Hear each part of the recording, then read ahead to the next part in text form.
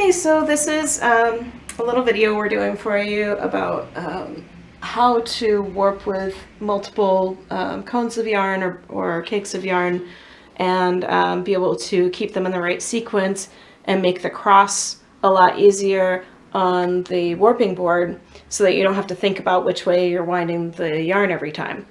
And I've kind of rigged this up with a chair here, but you can use a lot of different things for it.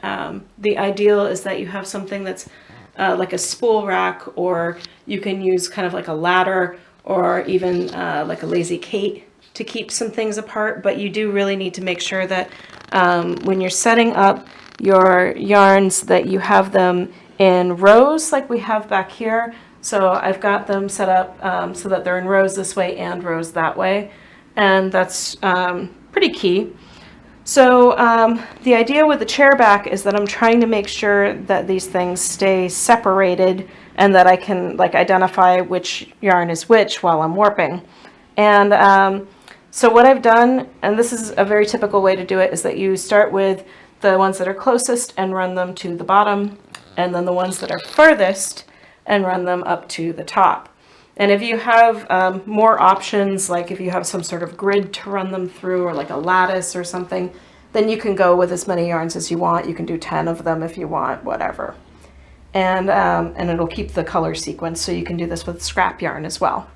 So I take the yarn, I run it over, and ideally I would have like clamps or something here to separate these so that they don't slide around, but we're just kind of rigging this for now. And after I've run them over, I tie them together, just a simple overhand knot. And then I'm going to take these yarns and put them under a little bit of tension so that I can see what I'm doing.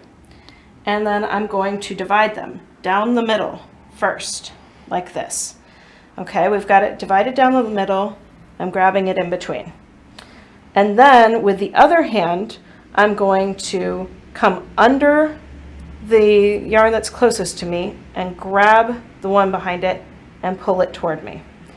And again, under the one that's closest, grab the one behind, pull it toward me. And then I've just put my thumb into there, and now we can have the cross, and you can see that that cross is staying really orderly.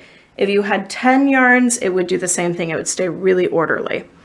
And then what you're going to do is go to the warping board and put that onto those pegs where you're doing the cross, like that. And just do it the same way every time.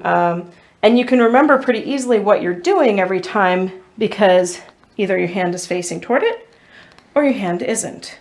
So it's pretty easy to keep it straight. And then you don't have to worry about directionality or anything. As long as you remember what your hand position looks like, you're good. So then after you've put your initial cross onto the warping board and you run your warp along the different pegs, whatever order you need to do, you come to the end and you do exactly the same thing.